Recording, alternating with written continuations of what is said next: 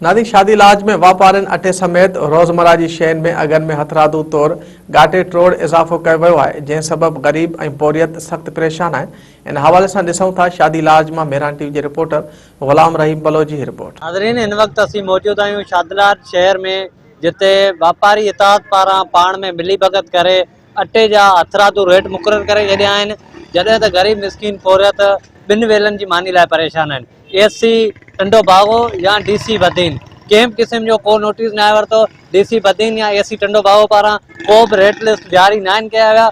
इन हवाले सां अचो त हिते जी आवाम सां ॻाल्हि ॿोल कयूं त उन्हनि जो छा चवणु। मज़दूर गरीब मिसकिन माण्हू कॾहिं तगारियूं खणूं, कॾहिं असीं जेको आहे उहो देवियूं कटे गुटका करे उन्हनि ते गुज़ारो करियूं था। 5 खां 600 रुपया असांजी दिहाड़ी आहे। हिते शादीलाज शहर में ओचितो 80 रुपए खां 120 रुपया किलो अटो थी वियो आहे।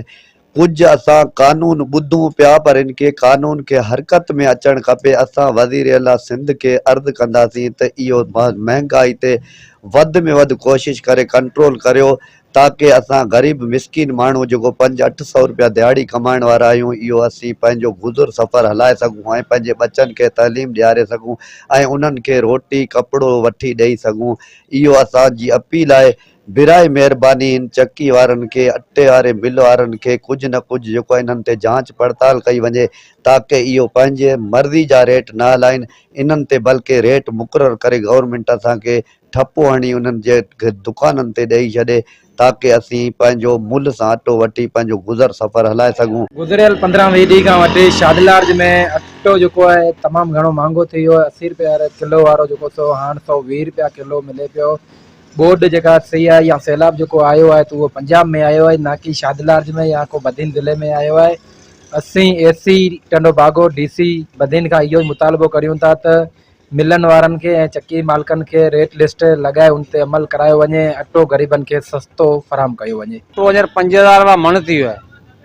हाणे गवर्नमेंट चए थी अटो सस्तो थियो, सस्ते जी जॻह ते हाणे त असां 500 ॾियारी कमायूं, हाणे अटो वठूं, खंडु वठूं, चांहि वठूं, छा वठूं। असां मिसकिन हाणे दॿाजी विया थी वञूं। इहो कल्ह अॼु 4600 रुपया मण। महिरबानी करे अटो सस्तो करे वञे, असां ग़रीब आहियूं जो असां वठी मानी खाई सघूं। बाबा सैलाब आयो आहे पंजाब में ऐं अटो शादीलाज में महांगो थी वियो। असांजी गवर्नमेंट खां अपील आहे त अटे जे अघ ते कंट्रोल कयो वञे। असांखे 400-500 रुपया दिहाड़ी मिले थी, 120 रुपया अटो किलो आहे। हाणे ग़रीब माण्हू कीअं ख़रीद करे उनखे। आफ़ताब बलोच सां गॾु गुलाम रहीम बलोच, मेहरान टीवी न्यूज़, शादीलाज।